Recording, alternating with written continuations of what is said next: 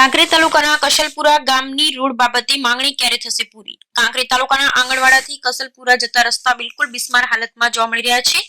છેલ્લા 2-3 વર્ષથી આ રસ્તાનું કામકાજ થયેલ નથી. ઉચ્ચ કક્ષાએ રજૂઆત કરવા છતાં કોઈ પરિણામ મળ્યું નથી. આ ગામમાં છેલ્લા કેટલાય સમયથી 108 આવતી નથી. કોઈ મહિલાને પ્રસૂતિ હોય ત્યારે આ ગામવાસીઓને ખૂબ તકલીફ પડે છે. આ કસલપુરા ગામમાં રેતીના લીઝો પણ 30 જેવી આવેલી છે અને રોજની આ રોડ પર 400 થી 500 ટ્રકોની અવરજવર થાય છે અને ટ્રકો ખુલ્લેઆમ રીતે ભરીને દોડી રહી છે.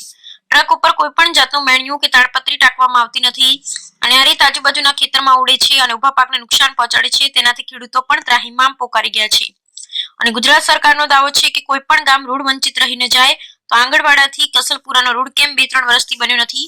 તે રોડ બનાવવામાં કયો ગ્રહ નડે છે? આ કસલપુરા ગામના મીડિયા મિત્રોએ મુલાકાત લીધી ત્યારે ગામ લોકોએ રોષે ભરાયેલ દેખાતા હતા.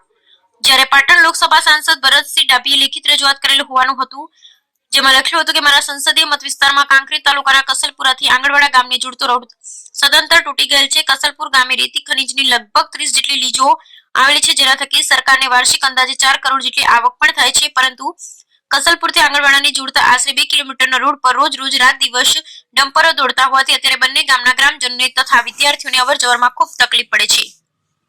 માટે ઉપરોક્ત રોડને PM KKY યોજનામાં સમાવેશ કરી રોડ બનાવી આપવા મારી અંગત ભલામણ કરી હોવાનું ગ્રામ પંચાયતના હોદ્દેદાર પાસે ઉચ્ચ કક્ષાએ રજૂઆત કરવા છતાં આજ દિવસ ગામેના લોકોના પ્રશ્ન હલ થાય તેવું લોકો ઈચ્છા રાખી રહ્યા છે. Bureau report Ramjibhai Regor, crime patrolling news bureau, Banaskantha.